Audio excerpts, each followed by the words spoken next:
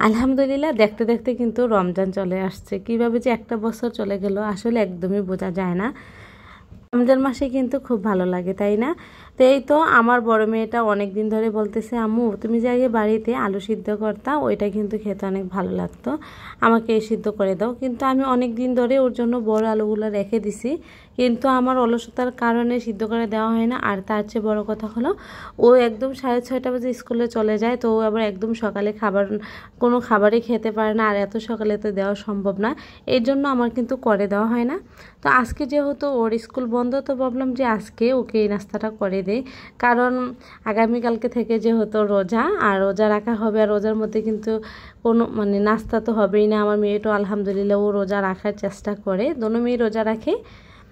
তবে আমি ওদেরকে কোনো বাধা দিই না, কারণ ছোটোবেলা থেকে অভ্যাস করলে কিন্তু তারপরে কষ্ট হয় না রোজা রাখতে।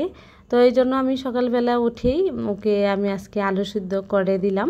আর এই আলুটাকে কিন্তু এখন আমি সব মশলা দিয়ে সুন্দর করে লাল লাল করে ভেজে নিব, কারণ এই আলুটা যতটা ভাজা হয় ততটাই কিন্তু খেতে ভালো লাগে।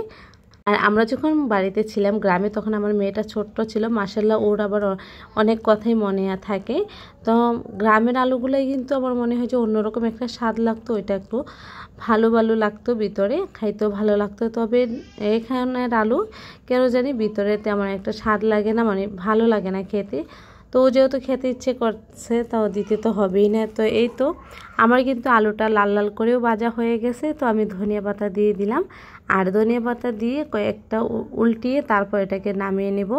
আর এই আলু সিদ্ধটা কিন্তু গরম গরম খেতেই ভালো লাগে। আর আমার ভয়েসটা দিতে অনেকটাই কষ্ট হচ্ছিল, কারণ যেহেতু এখন আবহাওয়া চেঞ্জ হতেছে আর সবাই কিন্তু ঘরে ঘরে অসুস্থ। তো আমিও অলরেডি, আমার বাসার সবাই অসুস্থ ছিল, তো আমিও অসুস্থ এখন বর্তমানে। তো অসুস্থ হলে আর কী করার, ঘরের সংসারের কাজ তো করতে হবে, যেহেতু আমার আর কেউ নেই হেল্প করার মতন, তো আমার নিজের কাজ তো নিজেই করতে হয়। তো আজকে দুপুরে রান্না করব। আর আমার যে ইফতারগুলো আনা হয়েছে এগুলো আমি এখনও কোনো বক্সে রাখি নাই, গুছিয়ে সবগুলা আছে, যেহেতু শরীরটাও ভালো না আর কাজ করতে একদমই ভালো লাগতেছে না।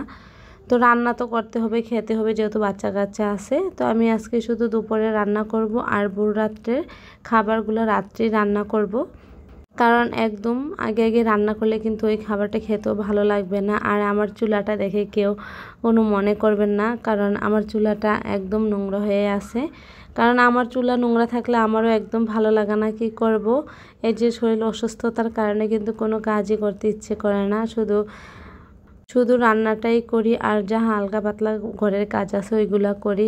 কারণ রান্না না করলে মেয়েরাও না খেয়ে থাকতে হবে, আর বাহিরের খাবার কিন্তু ঘরের খাবারের মতন তেমন একটা ভালো লাগে না। ওর বাবা বলছিল যে তুমি যদি না পারো সমস্যা নেই, আমি কিনে নিয়ে আসবো, কিন্তু আমার কেন জানি বাহিরের খাবার একদমই ভালো লাগে না। ওরা ওদেরকে শুধু টাকাই দেওয়া হয়, তবে খাবারটা আমার তৃপ্তি করে খাইতে পারি না। এই জন্য তবে বললাম যে না, আমি বাসায় রান্না করব। তো এখানে কিন্তু আমি মাছও একটু বেশি করে দিয়ে দিছি, যেহেতু দুপুরে খাবো আবার রাত্রে খাবো। আর এখানে ফ্রিজে কিছুটা মাসকলির ডালের গুঁড়া ছিল, তো ভাবলাম যে আজকে এটা রান্না করলে ডালের গুঁড়াটা শেষ হয়ে যাবে, আর এটা রেখেও লাভ নেই, অনেক দিন হয়ে গেছে। তো এই তো মাসকলির ডালটা রান্না করলাম। আর মাসকলির ডাল কিন্তু আমার খুব পছন্দ, আর মাসকলির ডাল কিন্তু শীতের মধ্যেই খাইতে অনেক ভালো লাগে।